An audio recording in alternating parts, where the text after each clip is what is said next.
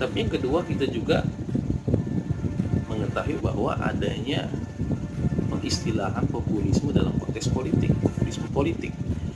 Jadi misal ada juga istilah diktator populis, misalnya Peron ya.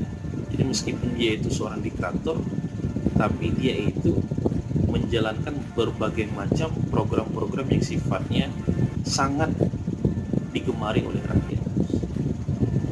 Seperti yang saya bilang tadi di awal, bahwa kadang elit atau diktator ini atau rezim ini kemudian menjual berbagai macam agenda kerja yang sifatnya berbasiskan isu for a better life, for a better future yang saya sebutkan di awal, untuk menggamit hati rakyat, bahkan lebih jauh untuk memunculkan loyalitas dari rakyat agar senantiasa terus-menerus memberikan pemujaan dalam konteks tertentu, dalam takaran tertentu kepada sang diktator, sehingga proses hubungan yang terjalin antara diktator dan rakyat itu adalah sebuah proses hubungan yang berbasiskan emosional. Kemudian ada juga yang diistilahkan dengan istilah populisme reaksioner. Populisme ini adalah sebuah populisme yang dalam konteks ketika menyangkut isu tertentu, isu yang sifatnya identitas ya, politik identitas. Politik identitas itu bisa saja misalkan pembelaan yang berlebihan sekelompok gerakan tertentu terhadap agamanya, atau pembelaan yang berlebihan sekelompok gerakan tertentu terhadap ideologi pemikiran yang mereka yakini, atau pembelaan yang berlebihan yang dilakukan oleh sekelompok gerakan tertentu terhadap pilihan politik yang menurut mereka itulah yang paling benar, yang paling afdol.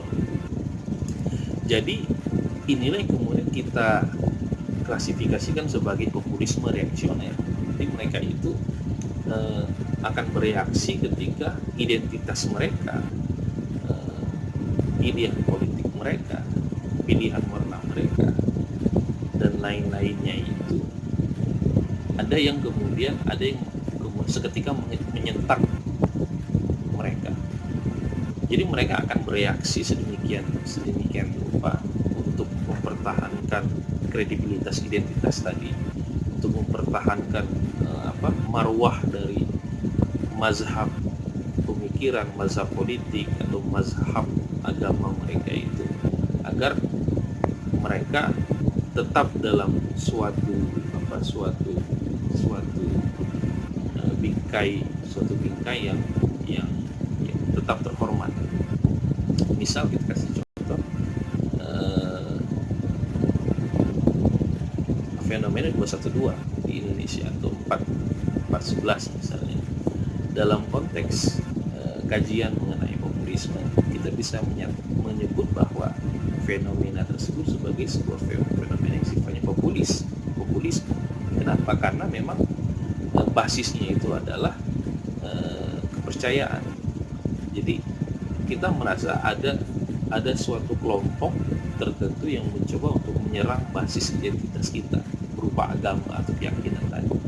Maka kemudian kita bereaksi untuk menunjukkan bahwa pada dasarnya agama kita itu tidak seperti yang coba untuk dinisbatkan ke kelompok tadi, kelompok oponen tadi. Bisa juga kemudian kalau kita berkaca pada penyematan fenomena populisme di Inggris misalnya. Di Inggris, seperti yang kita ketahui bersama, pada beberapa tahun belakangan ini muncul suatu gerakan yang terorganisir dalam rangka untuk mendorong agar pemerintah mereka check out dari Uni Eropa, dan akhirnya kemudian gerakan itu benar-benar terrealisasi. Inggris benar-benar check out dari Uni Eropa. Akhirnya tajuk gerakan tersebut disebut atau dikenal dalam istilah Brexit, Britain Exit. Nah, kelompok-kelompok yang kemudian melihat realitas politik yang terjadi di Inggris itu, kemudian mengklasifikasikan bahwa itu sebagai sebuah fenomena populisme. Ya.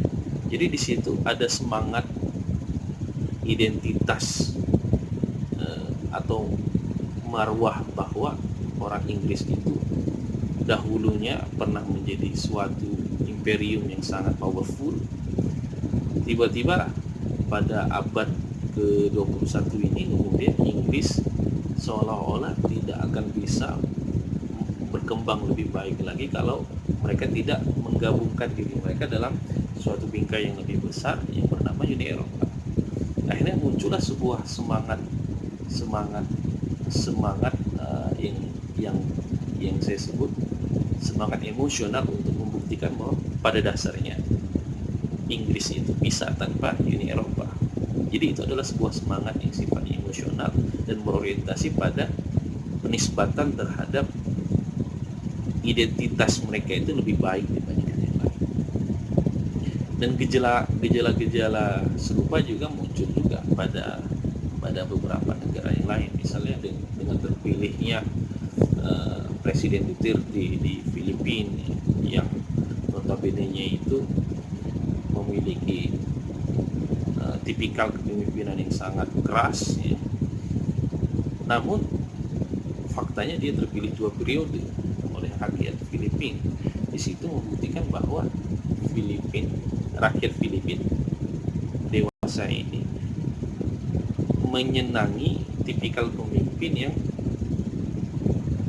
di satu sisi mampu bersikap tegas terhadap isu narkoba yang menurut mayoritas rakyat Filipina sebagai salah satu pangkal masalah yang harus diselesaikan dengan segera.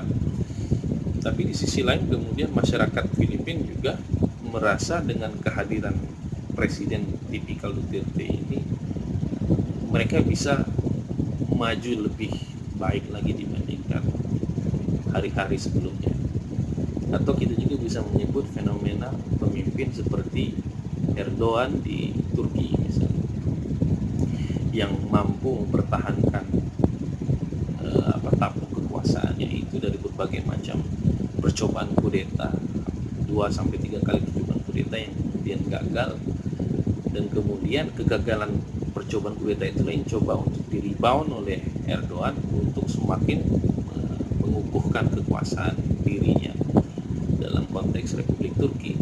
Nah, tipikal Erdogan yang terus-menerus menyuarakan kepentingan umat Islam, yang selalu bermain di isu mengenai jati diri Islam, tentang khilafah, tentang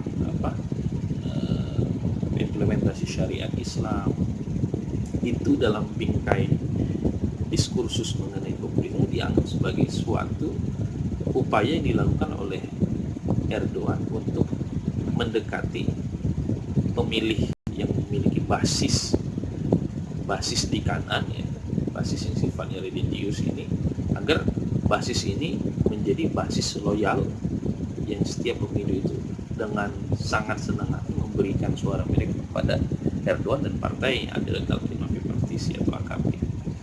Saya pikir untuk part kali ini sekian dulu, nanti kita akan lanjutkan